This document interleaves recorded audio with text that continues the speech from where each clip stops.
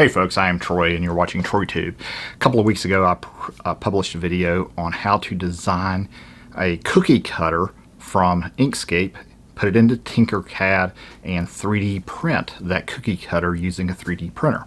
Since then I've received quite a few private messages and a couple comments on the video asking which 3D printer I would recommend, which one I have, and a couple other questions. So I anticipated that and said, well, I'll probably end up doing a video. I think I mentioned that in that video. And so today we're going to talk about the 3D printer I have and how I use it, and I'll give you a full rundown of how 3D printing works and what to be thinking about. So a couple of weeks ago I printed this 3D cookie cutter for my wife, and she started a cookie business last year, does the fancy sugar cookies that are not good for my diet. I've almost had to force myself to quit eating them, they're too good, but she's doing a fabulous job at it. Incredible looking cookies. Frosted Love Cookies on Facebook if you want to take a look at the pictures of what she does. But while she was doing that, she was buying cookie cutters. They were coming in, they were 3D printed, and I said, hey, look, I need a new toy. You know, I mean, why pay $3 or $4 for a cookie cutter or something you need when you can buy a machine and a bunch of supplies, spend $400 or $500 and do it yourself, right? Typical crafter. So I learned how to do the 3D cookie cutters, and I've done some other things with my 3D printer, and I'll show you a few things here. So I've designed a few things myself, simple little things like this is a tool holder for a pegboard. So this will hold a pair of pliers. So I made a bunch of those, and screwdriver holders, things like that for my utility room. This is a utility hook that I downloaded the design from Thingiverse and printed it, and I use these out in my utility room and out in my garage. They're super strong, not super strong, but they're pretty daggone strong for what they are. And then another thing I like to show people, a lot of people ask, they see these things posted in there called print in place items. And so there's this little utility hook that is hinged. And this all prints as one piece. And when it comes off the printer, it'll be kind of stiff and you have to kind of snap it. And then it's a hinge, so you don't have to put it together. So there's all kinds of things that are print in place. There's all kinds of toys, snakes and dragons, things like that you can do that are print in place objects. And then there's also a bunch of calibration and experimental things that you can get. Like this is an XYZ cube out there, and we'll talk more about the XYZ axis on it, but you print these to see how well your printer is calibrated and how everything's going to come out. So those are useful. There's also temperature towers and all kinds of stuff out there you'll read about and learn about. And so we'll talk about some of these things and talk about how the 3D printer works, a few of the things, how I have mine set up, and kind of give you the full rundown of some of the things I've learned, some of the things I did to mine since I bought it, because you want to start very basic, just like crafting, just like when you bought your Cricut machine or anything else.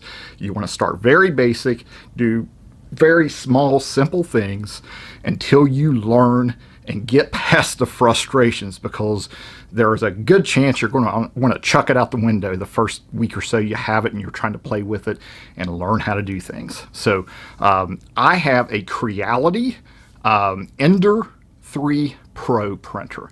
They have a whole line of Creality printers. There's a lot of different brands out there. There's Anycubic and some others, and they require usually different amounts of assembly and things like that. The Creality brand requires a lot of assembly. It comes pretty much totally disassembled. You put the whole thing together. And I actually didn't even put it together. Noah, my stepson, put ours together. I have one. He has one. He put them both together and assembled them and everything.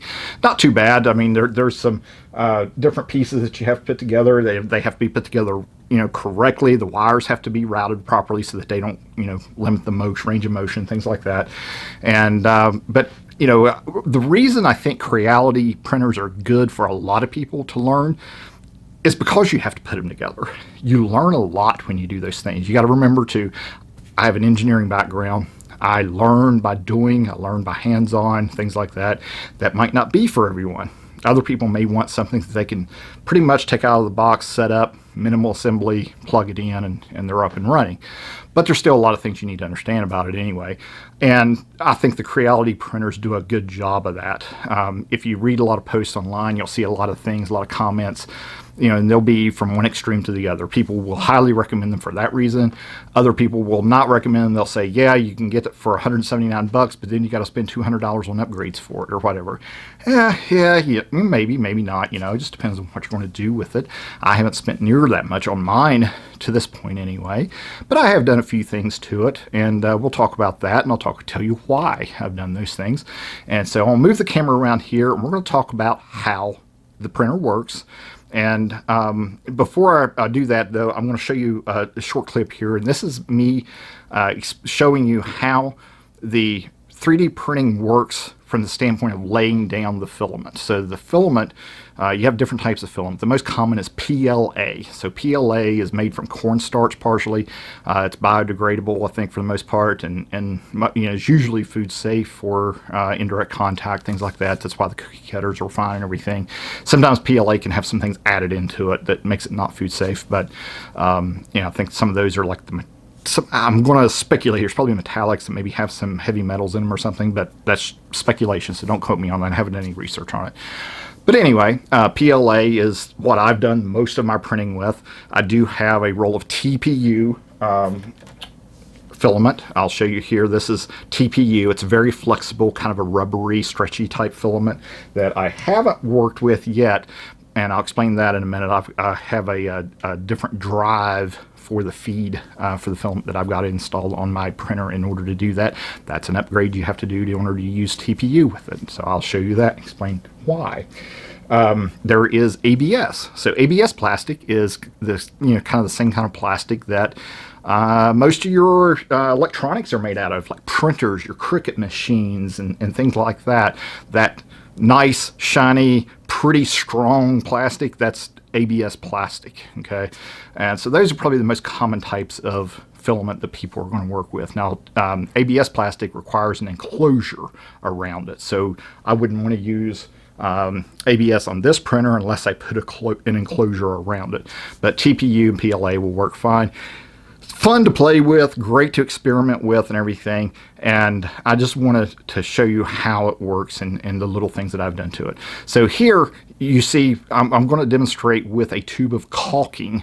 I did a little bathroom remodel the other day. I thought, hey, this is a great chance to use this tube of caulking to demonstrate how the filament is laid down on the 3D printer bed.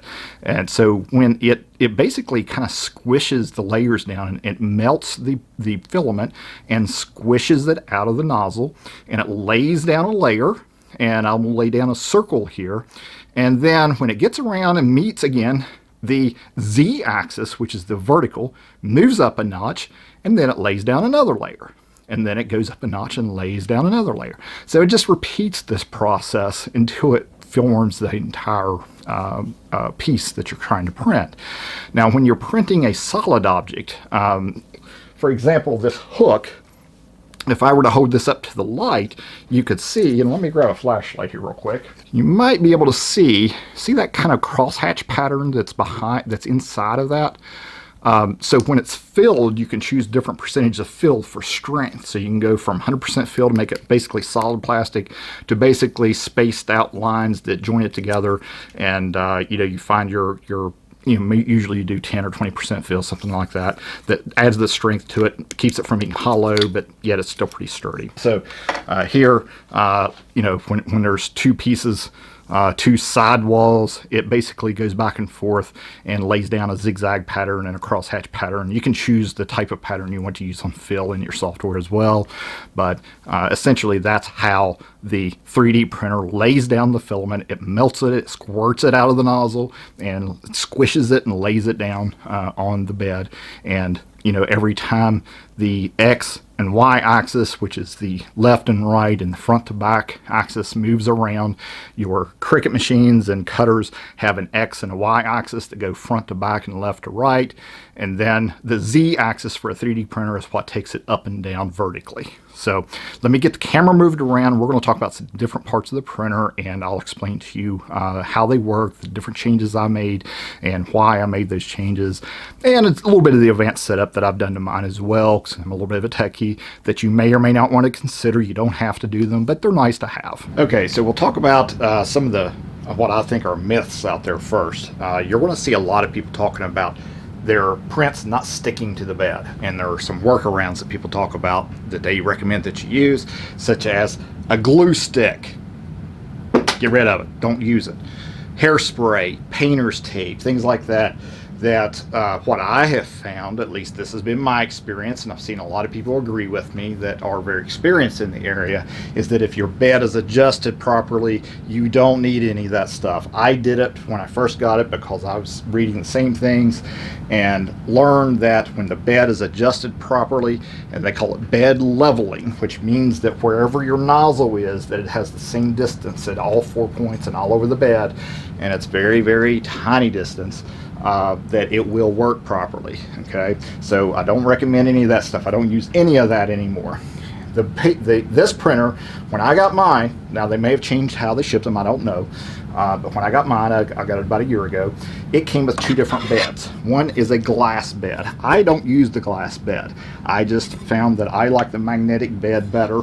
I may use this someday or something, but right now I just don't need it. I don't use it. I like the magnetic beds, and when they wear out, I get burnt spots in them, things like that. I just buy, refill packs on Amazon, so they're not very expensive, and that's how I do it. I think that comes down to personal preference, but like I said, it's a magnetic bed. It's kind of like magnetic sign material, and the bed just lays on here. There is a side of the magnet that's adhesive that's stuck to the bed metal part here. And when I bought some refills, it did come with replacements for this part, although I've not had to replace that at all.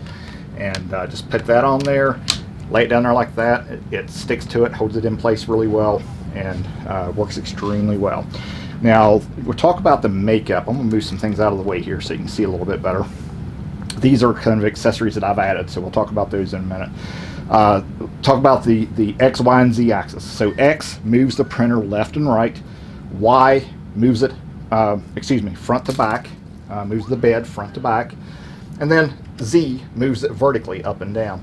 Some printers are different. Some of them will keep the head stationary at the top, and the X and Y will be at the top, left and right, front to back, and the Z axis is actually the bed moving rather than the print head. So don't know if there's an advantage to one over the other personally, but this is the way this one works. This one moves the entire bed. There is a switch down here for the Z axis that when it reaches all the way down, it knows, it clicks that switch and knows where it's at. That is adjustable, so you can make some adjustments to your Z axis, and you may have to do that over time depending on what you do. And one of the upgrades that I'm getting ready to talk about in a moment. You have your spool feeder up here for your filament. Your filament goes in down here. It goes through what's called a Bowden tube, and there are little gears back here that feed it. And this printer came with these little snips, these little side cutters. So when you get it started, you want to snip it at an angle so that you have kind of a point, and that'll make it easier to feed it in. And it'll go all the way through. You just hold the little lever here to take the pressure off, feed it through till it stops down here. There's a setting in your printer where you can tell it to preheat. And when it's preheated, you can actually just kind of slowly force it through, and you'll see it squirt out the bottom and get it started. And that's also how you can purge it, so that if you change colors, you can push the remaining color out and change colors as well, so you don't get that in your other print. Now, when we talk about bed leveling, you see these wheels right here that can be turned. There's 4 of them. There's 2 on the front, 2 on the back, 1 under each corner, and that's what adjusts your bed on all 4 corners in relative to the distance from the nozzle. So when you go into your printer settings, you can tell it to auto home. It will adjust. It will go back to a 0 position, so it will go all the way down front left corner, and then you can go in and tell it to unlock the steppers, which means turn the motors off, and then you can freely move this around, and then you can turn these wheels to adjust it. One of the easiest ways to adjust it that I've always used, I did see this as a good little trick, was to use a sheet of copy paper. You put it under the nozzle in that manner, and you adjust these screws to where you can barely move it in and out and it's kind of dragging, but it's not tearing, but it's also not moving freely. You do that on all four corners and adjust it. You do it 2 or 3 times to make sure, because as you adjust one corner, they all kind of get out of whack. And then once you do that, everything should be fine. Now, by default from the factory, it came with springs under these wheels. Those springs made it real easy to get out of adjustment. So especially when you had a very large print, it was hard to get this magnet off because it didn't want to, you had a lot of surface area holding it on. And when you pull on it, it would get out of adjustment, have to adjust it almost every time you printed something. There are these little silicone spacers under here that you take out the springs. You buy these little silicone spacers on Amazon. They're in my Amazon store, as is the printer, most of the things you see here. And you put those silicone spacers in there, and it gives it a firm but still somewhat flexible surface like the spring to adjust. And sometimes you might have to adjust your little switch here to get enough tension to where they'll work properly. But once you put those in there, you do not have to adjust your bed nearly as often. They work wonderfully. That is a great inexpensive upgrade that does a wonderful job with this printer. Now, I have a couple other accessories here that I've done, that I've bought. One is I bought a pack of nozzles. So people talk about nozzle clogs. I had one nozzle clog, and it was very early on, and I actually think it was probably due to my lack of knowledge and playing with it, experimenting with it more than anything. So I bought a pack of nozzles, and I've only changed them one time. These are very inexpensive. That was if I do get any more nozzle clogs, I don't print a ton with it, so maybe that has something to do with it too. But if the nozzle clogs, I just change the nozzle. It's real easy. They're real cheap. Rather than spending like a half hour trying to unclog it, clean it out and all that, it's just not worth it to me.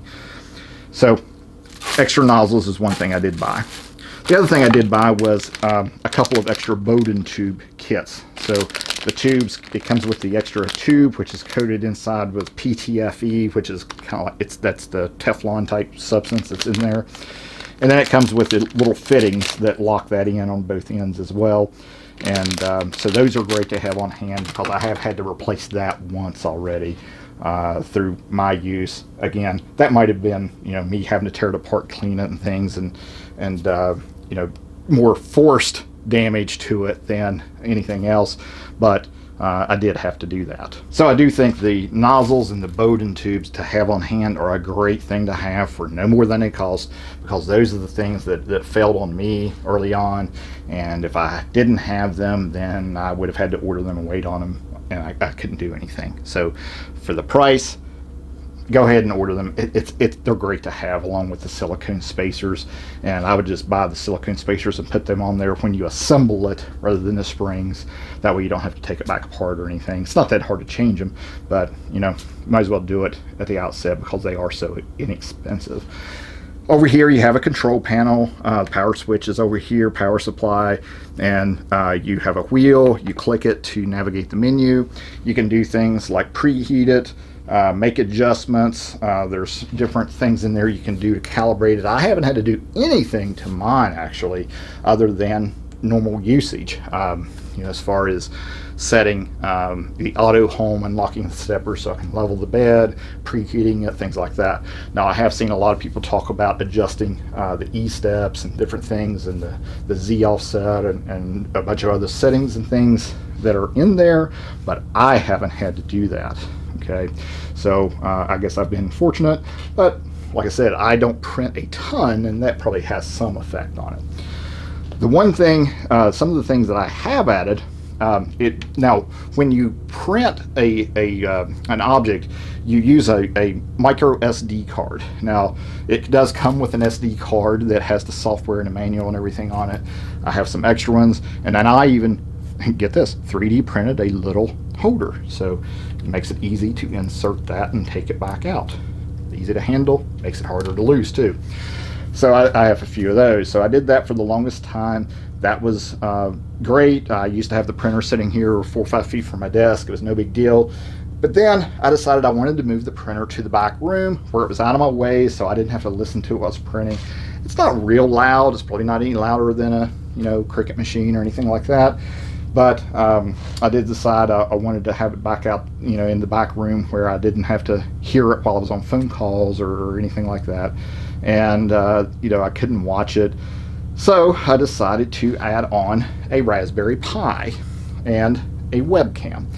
Now, the Raspberry Pi, you may have heard of these. This is a little tiny computer. It runs a little version of the Linux operating system called Raspberry Pi, and it is connected with a USB cable.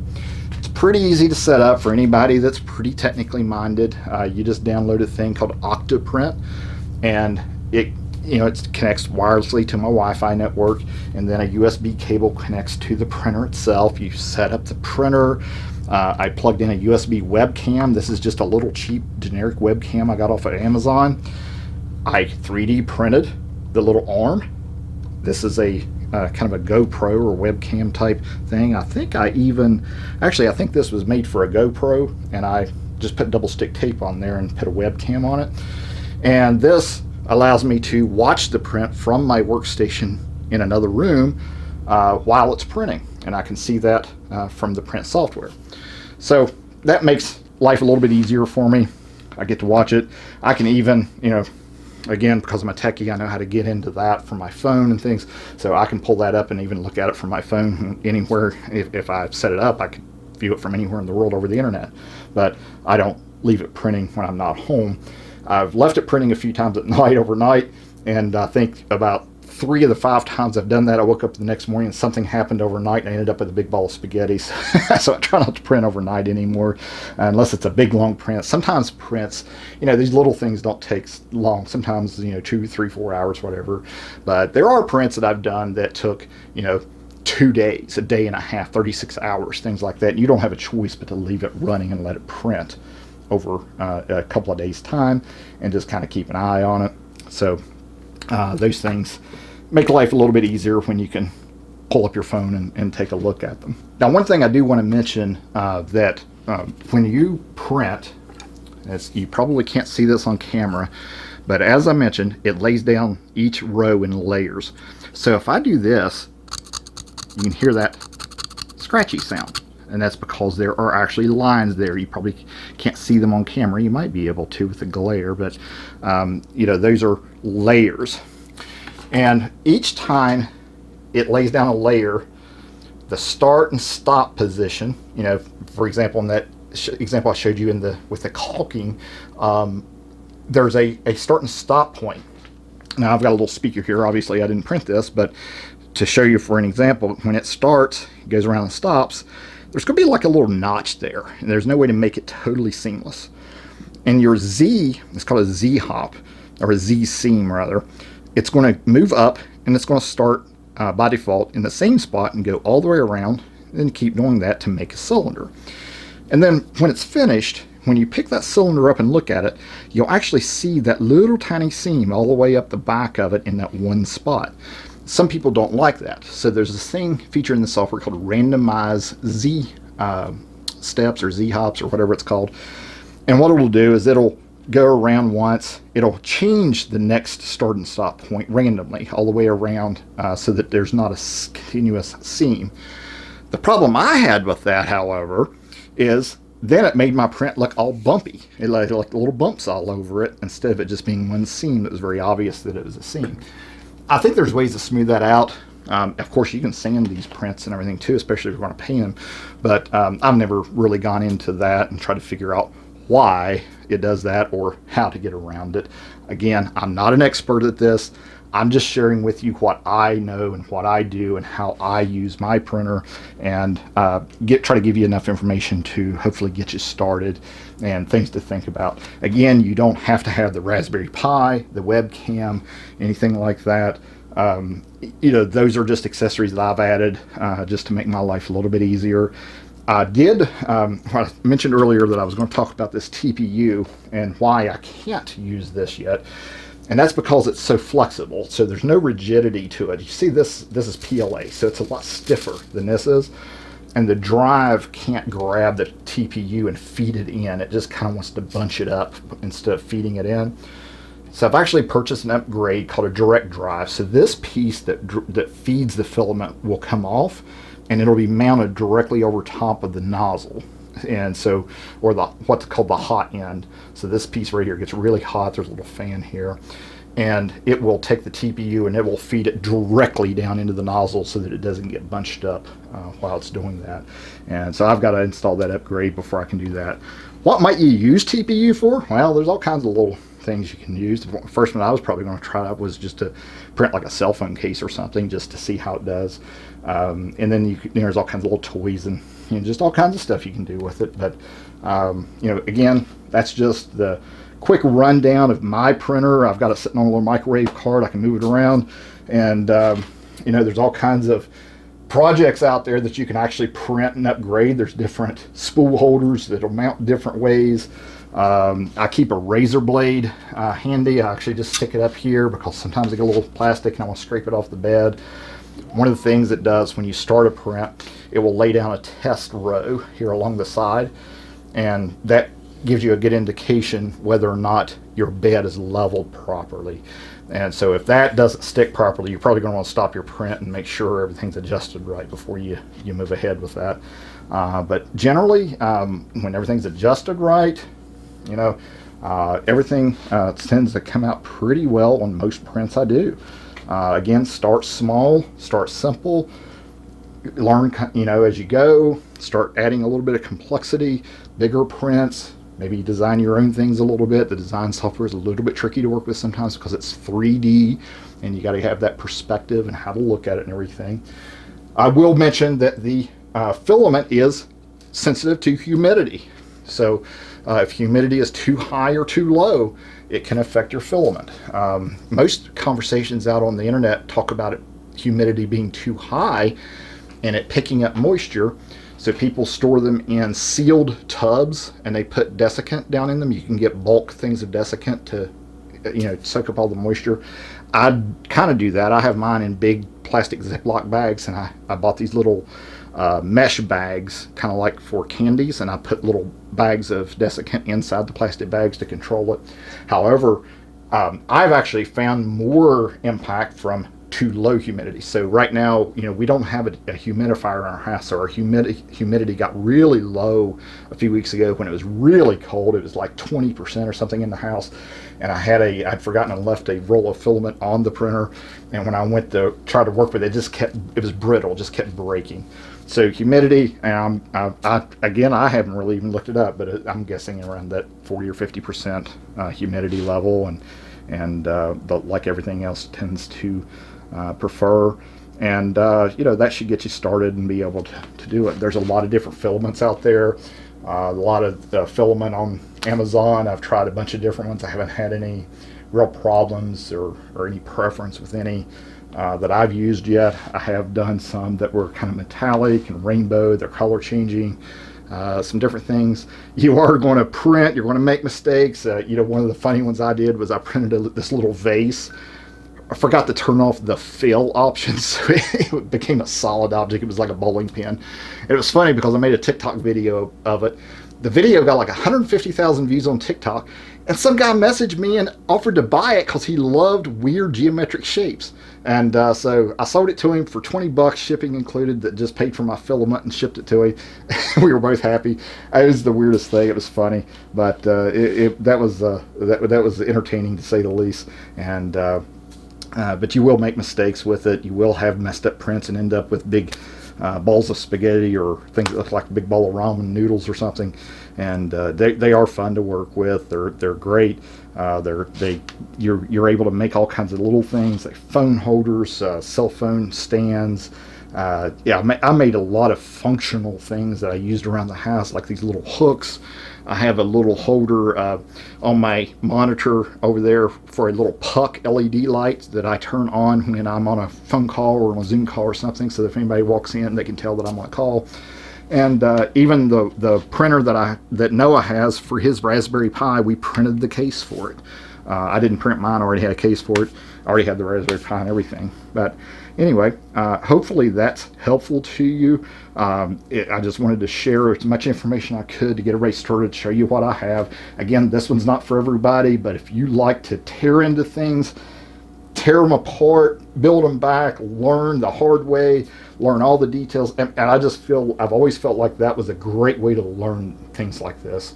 And at the end of the day, after all the frustrations that we're with and everything, I really like the unit, and it reinforced my stance on that and why to buy something like this that requires more assembly and more learning, and maybe a little bit harder road to get to where you're at with what you're doing. So if you have any questions or comments, post them down below the video. I'm sure I might have said a thing, something wrong during the video, because like I said, I'm not an expert on this, but a lot of people out there are, and I'm sure someone will correct me if I did say something wrong.